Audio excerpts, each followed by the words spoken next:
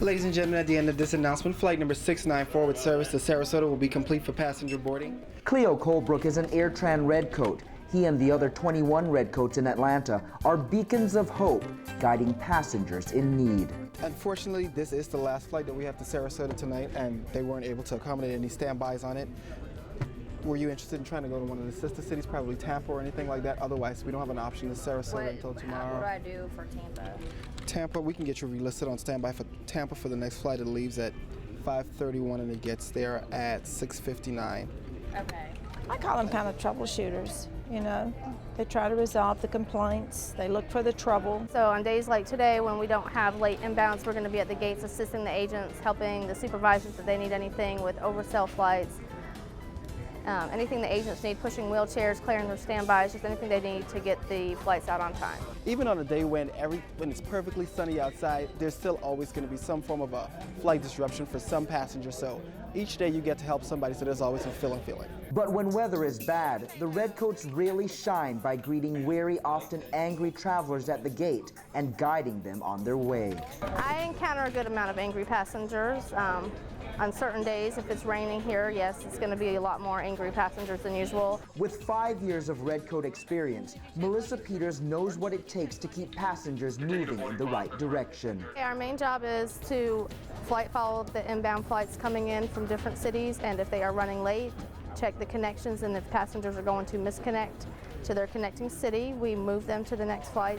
This is a pretty bad flight, so make sure that, you know, they're all satisfied and taken care of. Redcoat Supervisor Sue Alfonso says a Redcoat must be a leader, have a lot of patience, and the main thing to this job is just listening, being a good listener, and your eye contact with someone, and being able to say, I'm sorry. All passengers for boarding. That's boarding all rows, all zones, all seats for flight 990 to Pittsburgh. Boarding out of gate C is in Charlie 7. Redcoat Shanta Johnson has had to say I'm sorry a lot in her 3 years on the job.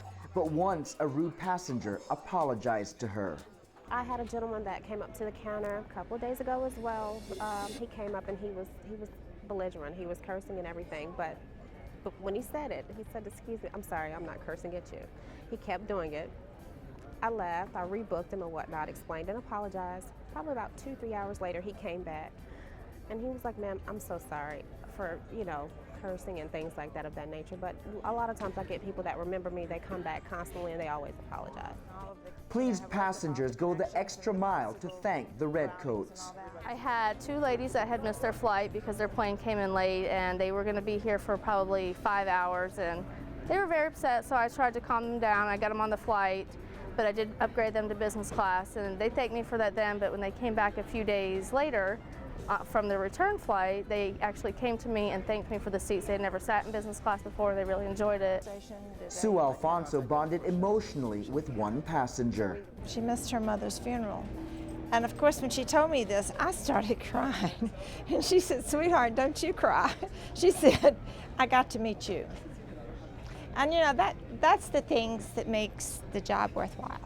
Cleo Colebrook also assisted a passenger who was having trouble getting to a funeral on time. On her return, however, she came in and she had bought me a box of chocolates, and she missed her flight, her original flight, because she was traveling in the morning.